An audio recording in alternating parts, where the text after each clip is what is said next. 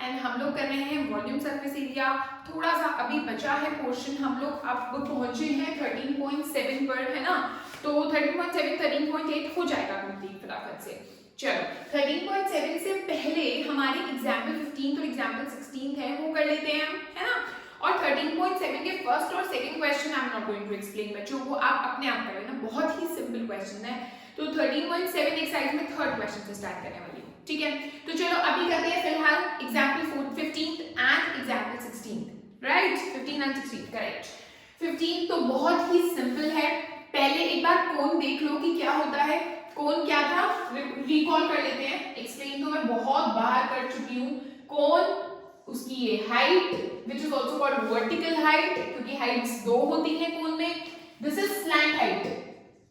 बहुत ही डिटेल्स में पढ़ना है कोन के बारे में तो आप इंट्रोडक्शन वाली वीडियो देख लेना बच्चों कोन की, वो अलग से मैंने अपलोड कर रखी है और उसका लिंक जो होगा आपको डिस्क्रिप्शन में मिल जाएगा, ठीक है। So this is called slant height and this is called radius. ये स्लैंट हाइट, ये हाइट, ये रेडियस। तीन फॉर्मूला कोन के, volume is equal to 1/3 pi r square h, curved surface area is pi r l, total surface area is pi r l plus r. अब सिर्फ और सिर्फ recall ये हमें करना है जरूरी कि कर्व्ड सरफेस एरिया में ये bottom is not included.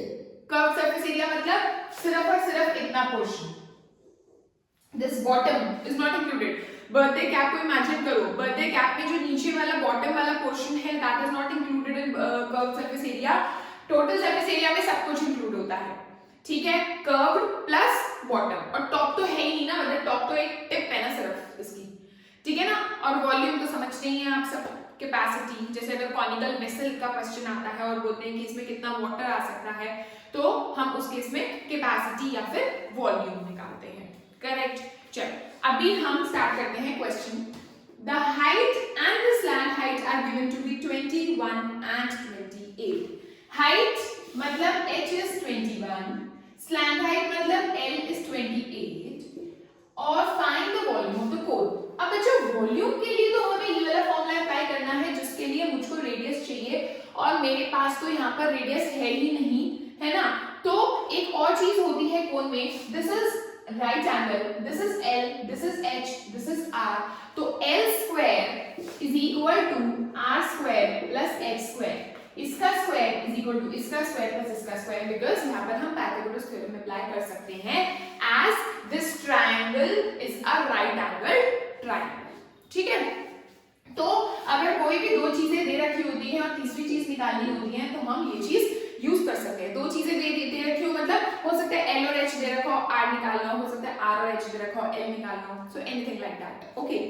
So l क्या है मेरा 28 का square is equal to r square मुझे निकालना है और दिस इज 21 का स्क्वायर, करेक्ट। नाउ 28 का स्क्वायर इज 784 एंड इधर आ गया मेरा r स्क्वायर और इधर आ गया 441। 784 minus 441 is equal to r square, ठीक है। वो आ जाएगा मेरा 4 में से 1 गया 3, 4 और 343 is equal to r square. r square is r is equal to root 344। ये स्क्वायर रूट जब इधर आएगा तो क्या हो जाएगा, रूट में आ जाएगा 343। तो 343 के अगर आप बच्चों फैक्टर्स निकालोगे ना तो वो आएंगे 7 फिर 7 फिर 7, तो 3 बार 7 आ गया मेरा, ठीक है। तो यहाँ पर मैं 3 बार 7 लिख रही हूँ, 7 into 7 into 7 which is r। तो दो 7 का एक 7 बाहर निकलेगा स्क्वायर रूट में से, तो इन दो का तो एक 7 बाहर निकल गया, लेकिन ये बच गया बेचारा अकेला जो कि स्क्वायर रूट के अंदर ही रहेगा, ठीक है। वो बाहर नहीं निकल सकता क्योंकि उसका तो कोई पेयर ही नहीं है। सो 7√7 will be 7√7 centimeter will be my radius. Now I have to find out volume which is 1/3 pi r square h, यानी 1/3 into 22 by 7 into r square, मतलब 7√7 into 7√7 into h। h क्या गिवन था हमारे पास, height is 21 centimetre cube, okay बच्चों। तो इसीलिए मैंने यहाँ पर डेसिमल में नहीं किया था कि क्या फायदा डेसिमल में करने का, वहां पर स्क्वायर तो होना ही है। और √7 into √7 जो होता है, ये √7 into √7 क्या होता है 7, जो कि इससे कट गया है ना। ठीक है, तो हमारा क्या आ गया 3 7 21। तो अब मेरे पास 7 कितने आ गए 1 2 एंड 3 एंड 7 को अगर मैं 3 बार मल्टीप्लाई करती हूँ तो मेरा होता है 343। तो 343 इंटू 22 सेंटीमीटर क्यूब। अब 343 को अगर मैं 22 से मल्टीप्लाई करूं तो मेरा आएगा 7546। So my answer will be 7546 centimetre cube. So बच्चों कैलकुलेशन भी क्वेश्चन कुछ नहीं था, बच्चों को फिर भी देर लगती है, क्यों? यहाँ डेसिमल में निकालने बैठ जाएंगे, अरे भाई क्यों निकाल रहे हो? उन्होंने अलग से कुछ रेडियस पूछा है, अगर उनका एक पार्ट और होता है इस क्वेश्चन में कि find the radius of the कोन, तो थोड़ा मतलब बैठता है कि भाई तुम रेडियस को अलग से डेसिमल में निकालो, क्योंकि उसके भी अलग से मार्क्स हैं। उन्होंने नहीं पूछा रेडियस, अगर यहाँ फ्रैक्शन में भी आएगा तो no need to find it in decimals, just put that fractional radius as it is over here. क्यों? क्योंकि हमें तो भाई वॉल्यूम से मतलब है ना, रेडियस तो सिर्फ हमें इसको वॉल्यूम को कैलकुलेट करने के लिए चाहिए। ठीक है बच्चों, so just don't waste your time, just try to save your time, क्योंकि फिर आपका पेपर छूट जाता है, एग्जाम मतलब रह जाता है आपके 2-3 क्वेश्चंस।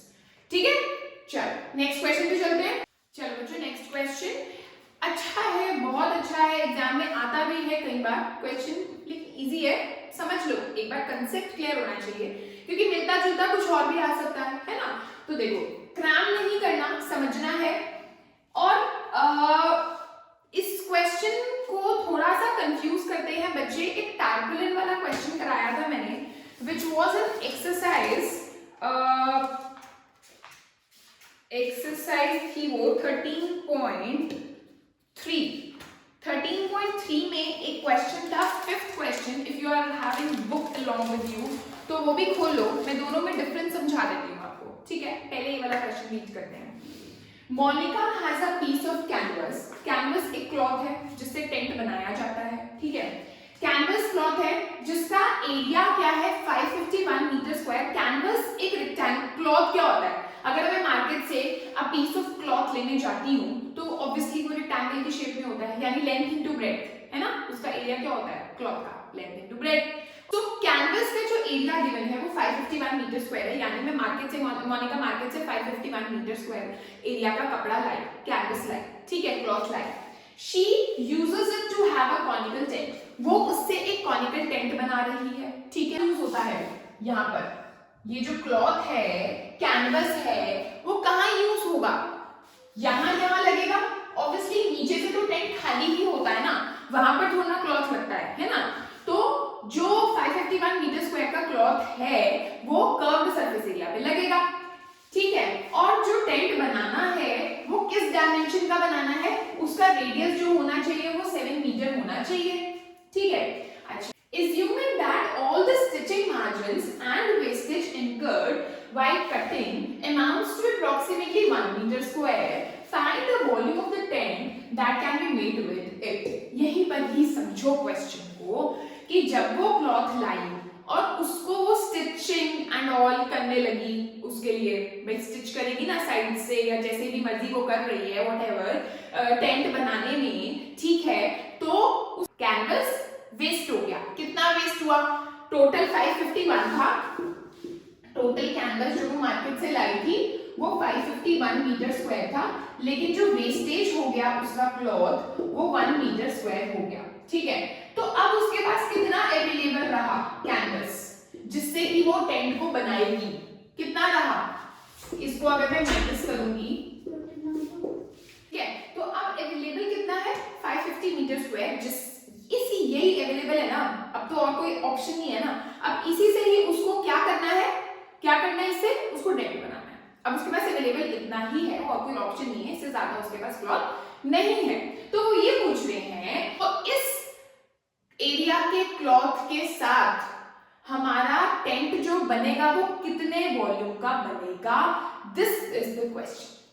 ठीक है, तो हमें क्या करना था पहले कि जो वेस्टेज था उसको माइनस करना था। ठीक है, पहले क्वेश्चन समझ लो एक बार, फिर मैं टैर्पोलिन वाले क्वेश्चन पे एक बार आऊंगी जो कि मैं समझा चुकी हूं अपनी वीडियो में, but still I am going to tell you so that you don't get confused between the questions. ठीक है, अच्छा, अभी ये अब कहां लगेगा क्लॉथ, यहां पर लगेगा, यानी टेंट के कर्व्ड पे लगेगा। लगेगा, यानी ये मेरा सी एस ए है, यानी ये मेरा सी एस ए बन गया टेंट का, ठीक है ना, क्योंकि यही वाला क्लॉथ उठा, यही वाला एरिया कहाँ यूज होने वाला है, ये कैनवास का एरिया है, ये कहाँ यूज होएगा, टेंट के कर्व्ड पे, तो इसलिए मैं इसको टेंट का कर्व के इक्वल रख दूंगी। So this is pi r l which is equal to 550, that is 22/7 into r जो है वो 7 है, एल क्या है मुझे निकालना है, इज इक्वल टू 550। मैं एल क्यों निकाल रही हूँ, क्योंकि मेरे को एच निकालना है वॉल्यूम के लिए, और एच तभी निकाल पाऊंगी जब मैं एल निकालूंगी, यहां से एल और आर आ जाएगा तो फिर मैं एच निकालूंगी, ठीक है।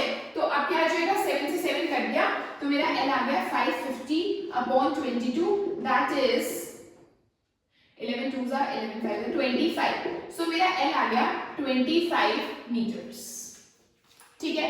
अब आते हैं हम l square is equal to r square plus x square पे, एल मेरा 25 आ चुका है, आर मेरा क्या है 7 प्लस एक्स स्क्वायर यानी 625 is equal to 49 plus x square यानी 625 minus 49 is equal to x square,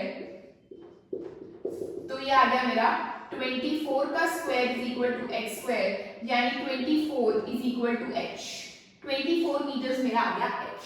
बचा क्या है, वॉल्यूम निकालना, सब कुछ तो आ गया, तो वॉल्यूम निकालने के लिए v is equals to 1/3 pi r square h 1/3 into 22/7 into r into h metre cube. 7 से 7 कट गया, 3 8 जा 24, 22 into 56 मीटर क्यूब। 56 को अगर मैं करती हूँ 2 से तो मेरा आता है 1232 मीटर। तो इस क्वेश्चन में ये था कि मोनिका बाजार से 551 मीटर स्क्वायर का क्लॉथ लाई, लेकिन जब वो बनाने बैठी टेंट को तो उसका 1 मीटर स्क्वायर क्लॉथ जो था वो वेस्ट हो गया, इसलिए मैंने 1 मीटर स्क्वायर 551 में से माइनस कर दिया कि अब इतना क्लॉथ अवेलेबल है और इतने ही एरिया के क्लॉथ के साथ अब उसको टेंट बनाना है और कोई ऑप्शन नहीं है उसके पास, अब वो टेंट बनाएगी। अब वो कितने वॉल्यूम का टेंट मेरा तैयार होता है वो वॉल्यूम वो पूछ रहे थे।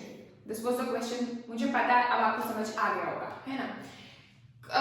बैकवर्ड्स जाओ, अपनी एक्सरसाइज 13.3 खोलो और 13.3 में आपका एक क्वेश्चन था, what length of tarpaulin 3 metre wide will be required to make a conical tent of height 8 meters and base radius 6 meters। क्या था क्वेश्चन में कि टैर्पोलिन जो है मुझे मार्केट से लानी है। Again the tarpaulin is the type of cloth, tarpaulin मुझे मार्केट से लानी है। मैं क्वेश्चन बहुत अच्छे से समझा चुकी हूँ अपनी वीडियो पे, जिसका लिंक मैं अपने डिस्क्रिप्शन में देने भी वाली हूँ। So I am not going to explain it, I am not going to explain the whole question, I am just explaining the difference of that question and this particular question. वहां पर टैर्पोलिन जो मुझे market से लानी थी उसकी breath यानी width यानी चौड़ाई कपड़े की दिस मच ये गिवन थी, 3 मीटर। लेंथ मेरे को नहीं गिवन थी, ये मेरे को निकालनी थी।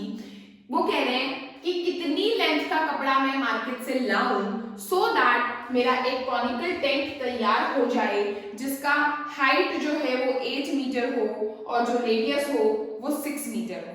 तो मैंने क्या करा था, इन दोनों के एरियाज को इक्वल रखा था। इसका एरिया यानी लेंथ इनटू ब्रेथ, इसका एरिया यानी सीएस से, ठीक है। इन दोनों के एरियाज को इक्वल रखकर मैंने ये एल निकाल लिया था।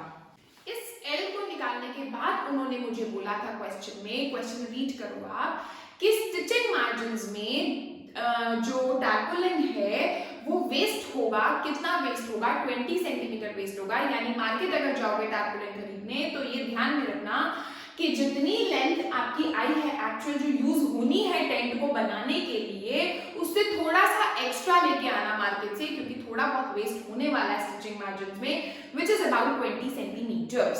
This is the question. So l जो यहाँ से कैलकुलेट होके आएगा उसमें 20 सेंटीमीटर को आपको ऐड करना है। ओके, क्वेश्चंस एंटायरली डिफरेंट है बट स्टिल बच्चे कंफ्यूज होते हैं। कुछ बच्चे मुझसे पूछते हैं कि मैम हमने इसमें ऐड किया, इसमें सब्ट्रैक्ट किया, इसमें सब्ट्रैक्ट किया, इसमें ऐड किया, भाई ऐसा क्यों किया?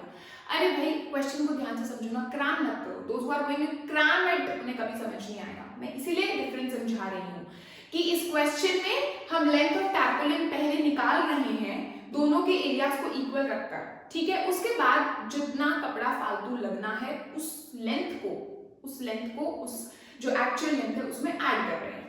इसमें उन्होंने पहले से ही बोल दिया कि इतना मीटर स्क्वायर क्लॉथ जो है वो वेस्ट ही होना ही है। अब तुम्हारे पास इतना अवेलेबल क्लॉथ है, कितना 550। इससे बताओ कि तुम कितने वॉल्यूम का टेंट तैयार कर सकते हो। This is what the difference between the two questions. Okay, so बच्चों आई होप आपको समझ आया होगा। मैंने पूरी कोशिश की आपको समझाने की। And please do write in comment section कि आपको समझ आया है या नहीं भी आया, then also you can write, I will explain you again. I am always there to solve your doubts.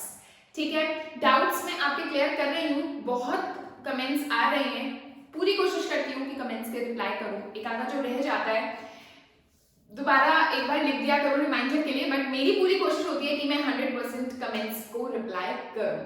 Thank you so much for your awesome response. Okay, bye bye, have a good day.